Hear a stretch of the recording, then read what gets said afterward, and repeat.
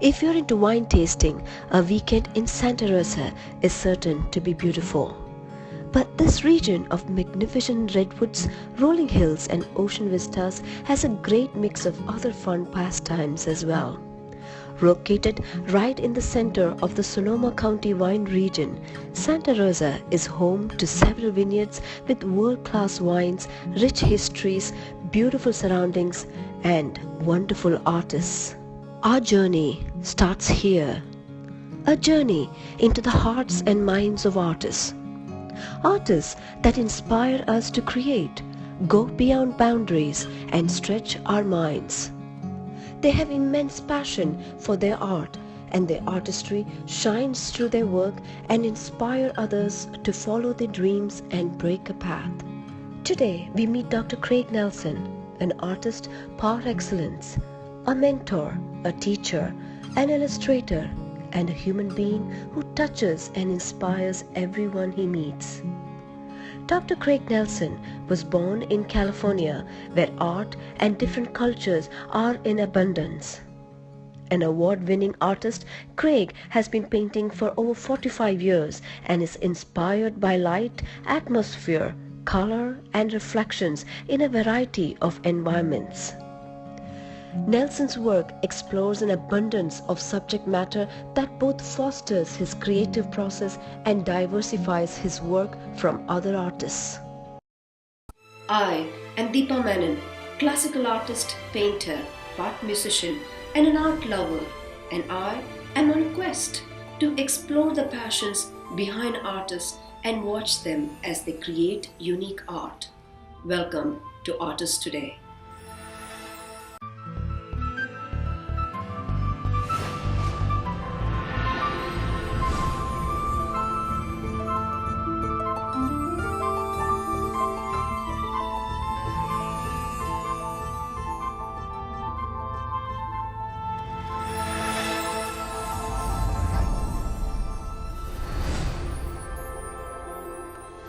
So, Craig, what is the change that art or painting has gone through in the past 3 decades?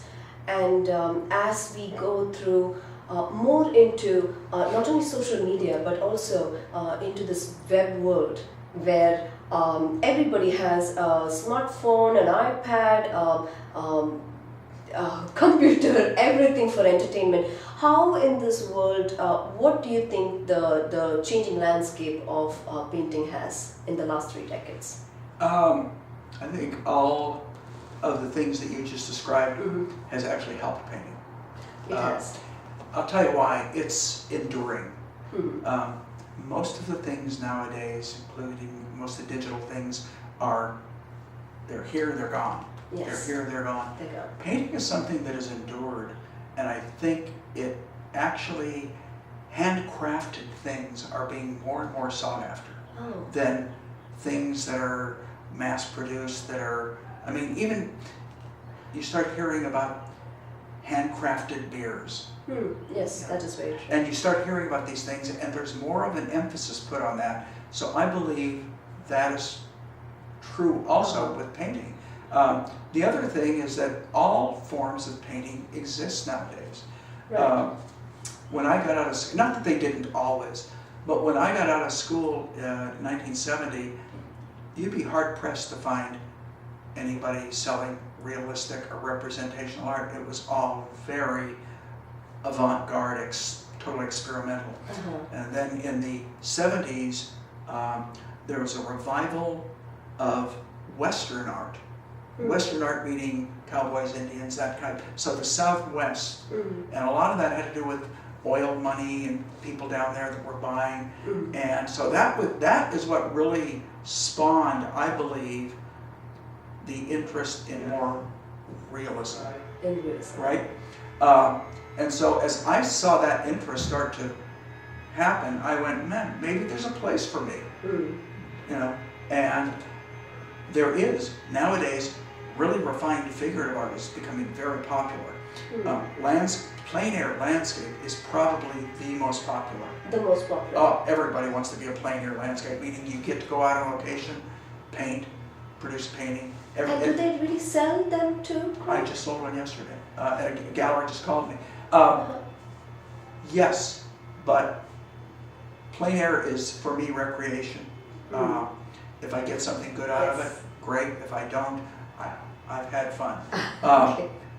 But yes, they do that. They do. So that's very popular. Abstract is one of the biggest popular. When we have a very, you mentioned a non-figurative, we have a very robust non-figurative or abstract department. And abstract to me can be anything from expressionism that moves into abstraction. So it can be based on a landscape, moving into stuff where you almost can't tell it's a landscape. It can be a little bit more real. I've seen beautiful semi-abstracts of florals that are just, there's guts to them, there's power. And we teach abstract not so much as emotional gushing, but we give a structure to it. This is a way to think about composition. This is a way to set up limitations for your abstractions, so you're not just doing anything and everything under the sun. And we also encourage exploration. We encourage exploration in style. I feel fortunate in the fact that although I am a basic, what I refer to my work as is painterly realism. I don't really call it impressionism, but more of a painterly realism. But I love abstraction. I love good abstraction. I see a lot of bad abstract, but I do love good abstract, which we refer to here at the Academy as non-figurative. So in that regard, yes. And then there's a whole range in between. And then there's a whole thing of performance art, which is interesting. I'm not sure how you sell it, but it's performance art, which people basically become performance artists. Performers. I mean, to me, when I demonstrate, that's performance art. I mean, I'm producing something. But there are performance artists. Some dancers, some are a form of performance art. There's also conceptual art. That's probably the least interesting for me personally, but I understand it. There's installations. So there's all these different art forms. They use these big installations. Installations, people do all kinds of things. Like they'll do things all over a room. It can be art, it can be a combination of sculpture, it can be all kinds of things. So it's not any one form. Now I'm not sure how that sells. I'm a little bit more of a traditionalist. I like producing paintings that have guts, have aesthetics. That is tangible. Yeah, and so I'm a little bit more in that range of a painter, and that's more of my appreciation. But I understand and appreciate the other forms of art, even though here at the Academy we're more geared towards producing paintings. Be they abstract or non-figurative or realistic or figurative. And that is always, I feel, the base, like the foundation, right, Craig? Where you learn all the concepts, you learn to produce a proper painting, and then go on to do a kind of different kind of work, right? Absolutely. Where it is installations. I've heard this lady who she's amazing. I saw her work. She produces these big installations with fishing nets.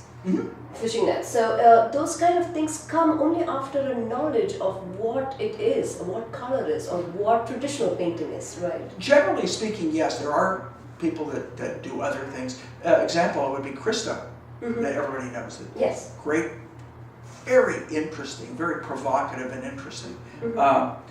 So there's that kind. Again, most training starts with traditional understanding, color, drawing, design, technique. Yes. And idea. Everybody has got a different idea. Just like everybody has different tastes. Yes. How do you teach? We were speaking with an instructor this morning. How do you teach taste? That's something nobody can teach. No, I don't think so. I agree 100%. I say all you can do is expose people to different things. Yes. And people, it's like, some people like to wear blue. Yes. Some people prefer to wear red. That's taste. Yes. And sometimes I feel that taste is also inborn. right? Great, because that is something which you cannot teach, and that is something that comes from within. And I've seen painters who have really, they may paint the subject well, but they've used the bad color. Yeah. And I've seen fashion designers who are bad in taste, so their thing, their design doesn't come across as being the best. So I believe that taste is applicable in painting as well. And taste it's inborn, and it's something you experience throughout your life. I develop musical tastes. Yes. Very interesting with regards to music. When I first got interested in music, I liked early rock and roll. I'm kind of a 50s, right? By the time the 60s came, I became a folk music nut. And the Beatles hit, and I liked them, but Beatles is fantastic. I was more folk music, but I still liked all the other stuff. And I've noticed that over the years, I've kept adding. Now I love Sinatra. I like some of Diana Krall. I love. And it keeps evolving as you grow older. And I still hang on. So my iPod, when I do workshops, I put my iPod on, and I hit it on shuffle. It may play a classical piece. Andrea Bocelli may be the next one up. Right. Carole King could be the next one. Yes. Elvis Presley could be the next one. Peter Paul and Mary, Bob Dylan could be the next. So it has a little bit of everything. Frank Does Sinatra. it affect your paintings, though? When I listen to certain pieces of music, Craig, it affects me. It might. But my taste is so broad that I can't listen to A particular song. I can't listen to one artist for an hour. I have to mix it up. One of the things I enjoy, I know when I go to the gym and I work out and I put my earphones on, I don't know what's coming up next, and that's what's kind of fun. That is good. So, and maybe that's why I paint so many subjects. It's my taste and I paint extremely loose with a lot of expression, and then I'll turn around when I do portraits and do something much more tight and refined. And there's artists like John Singer Sargent or Anders Zorn that I admire because they did that. And to me, they validated the fact that, okay, I can do that. They did it. I can paint as loose and have fun, or I can turn around and do something very refined. That is amazing. Hi, I'm Deepa Menon, Artistic Director and founder of Netra Center for Arts and Canvas and Cafe. Netra is your one-stop place for the arts. Please connect with us on Facebook, Twitter, Instagram and YouTube. Netra has 2 locations, Foster City and Mountain View. Please check our website out at netraarts.com and canvasandcafe.com.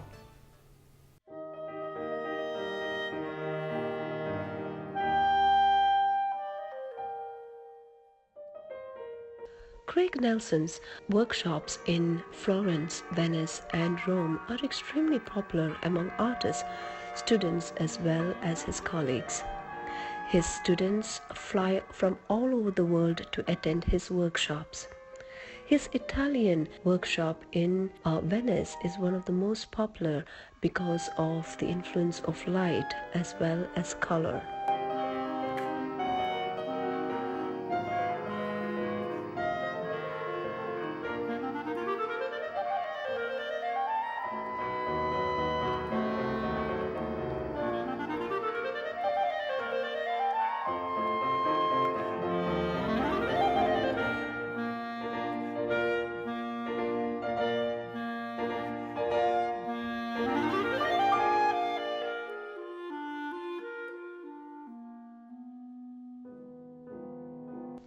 Craig organizes a workshop every year in fall and in spring in Santa Rosa, where he lives, as well as in San Francisco.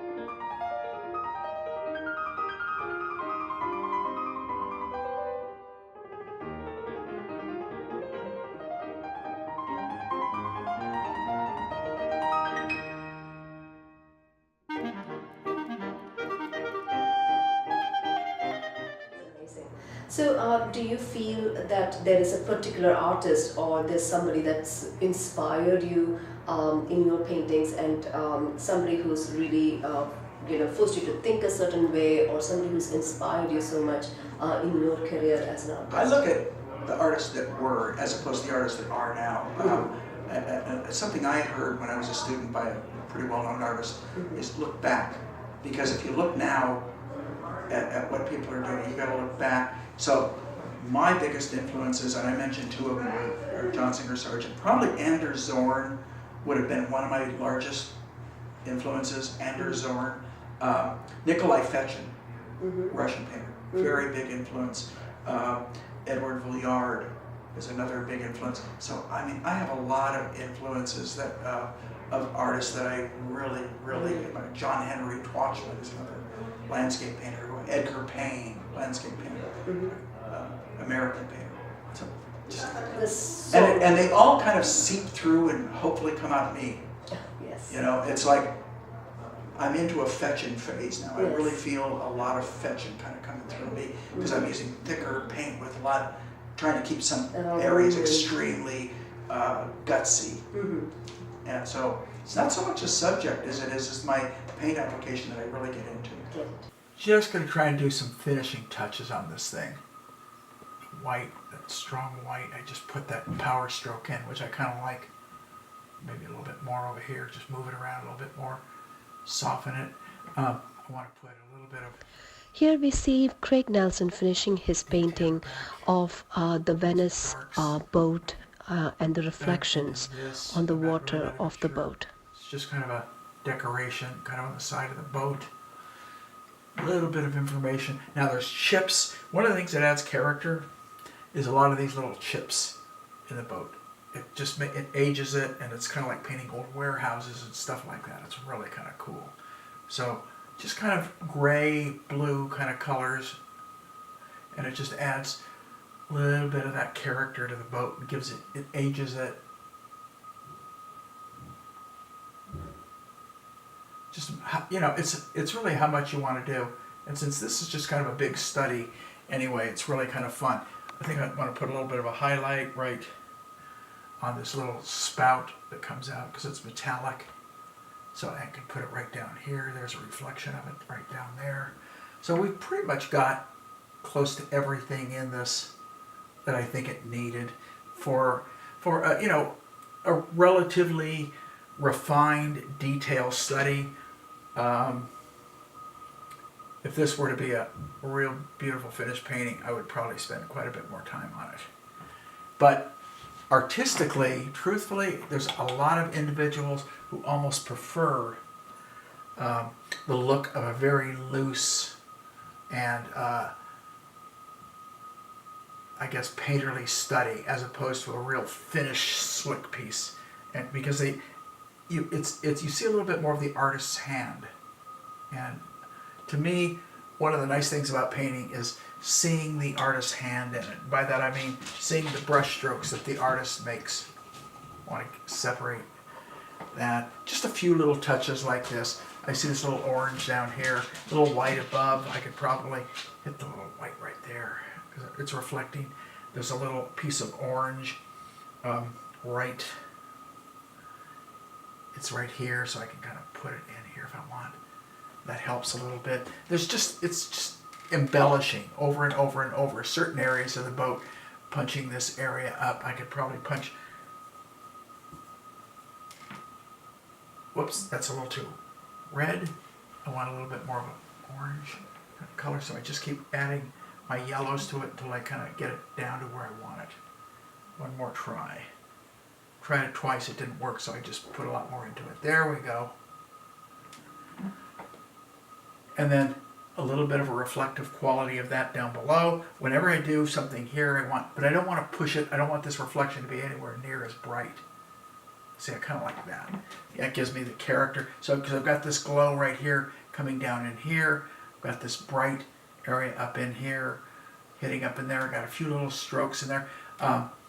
I put these ridges in. There's a little bit of a bright spot right at some sort of spout or something that's right about there. And a lot of times, these little tiny details that you put in, these little tiny details just make a huge difference. There's I don't even know what it is. There's something up here, and it looks like,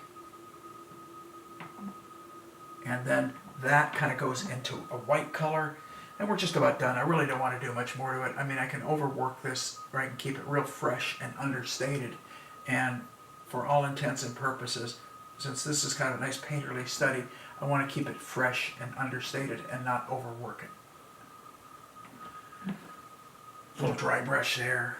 So these are just these last minute touches after letting it set for a day, coming back into my studio in the evening, doing a little bit of a touch here and there, and that's about it.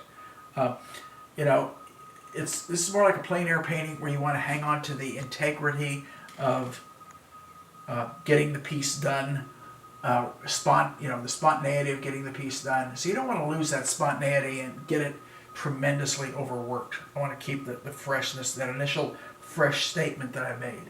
And I think that's about it. So all intents and purposes, pretty much that's the painting. Got some nice power strokes right in here. There's lights. There's real powerful strokes with the texture of the paint. So probably a close-up of this area would probably really show some of the really strong power of the paint. And that's pretty much it. So hope you enjoyed it as much as I enjoyed doing this. This is just a kick for me to kind of just sit back and paint and tell people what I'm doing as I'm doing it. All right? Craig, I want to ask you, the web presence that we have in this world, it is amazing. It has brought forward a lot of unknown arts that we have in this world. It has given a lot of opportunity to not only artists, mainstream artists, but also artists in the rural areas, whether it is the United States or any other country. It has brought forward a lot of unknown artists in this world. But that being said, I feel that the attention span is really low these days, whether it is kids, adults, because every time you get a moment, I go to concerts, great, and I see, I'm bored, okay, I'm going to. Absolutely. We go to, the other day, last semester when I was doing my painting, we went to this, this gallery, downtown San Francisco. It was beautiful location, beautiful paintings, and some of the students are walking around looking at their phone, texting, and all kinds of things. So in this low attention span, generation, what do you think? How do you think painting retains its identity, and painting or arts retain their value? I can answer that a lot of different ways. I'll use one of my gallery owners, Mm-hmm. the guy that I've worked with for years. I've heard him say, a lot of people go to movies, right? And people will spend money on things and they're gone. They're gone. It's literally like going out and spending $200 on dinner. True. It was a wonderful dinner, but it's gone. It's gone. Okay. So you take a look at all the dollars that someone spends, all the interest. This is something that entertains you for the rest of your life. Mm. And you can pass on to future generations.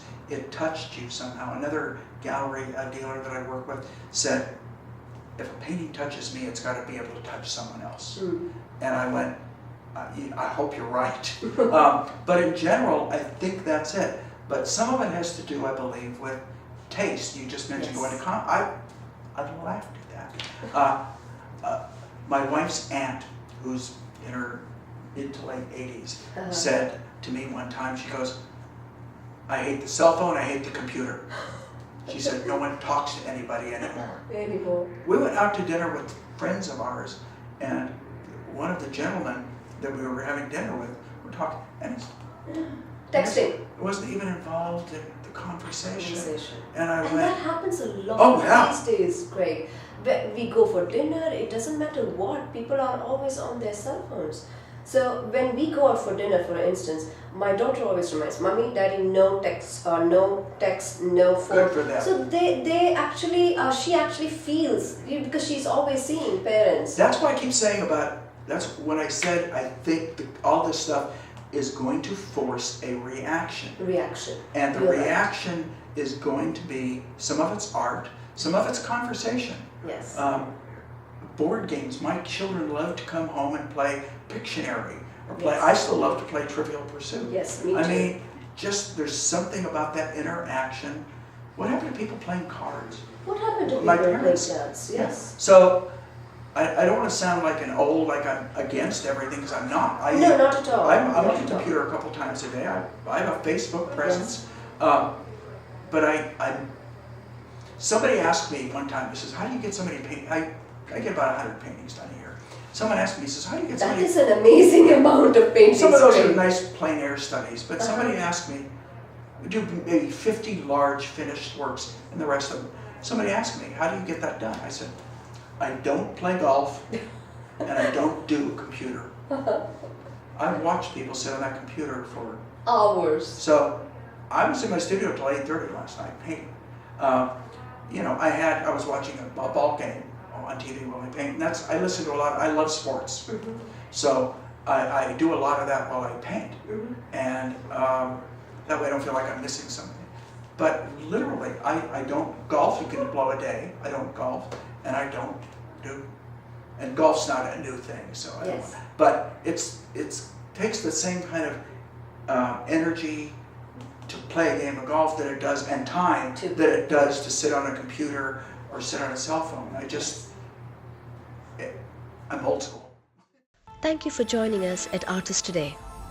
We hope you enjoyed this journey into the world of colors with Dr. Craig Nelson. Next week, we take you on a journey of Indian classical dance and into the beautiful world of Abhinaya, of Rasa and expression. We take you to Netra Center for Art and Culture's annual recital, and we will delve into the beautiful hand gestures and expressions of Indian classical dance. See you same time, same place next week at Artist Today.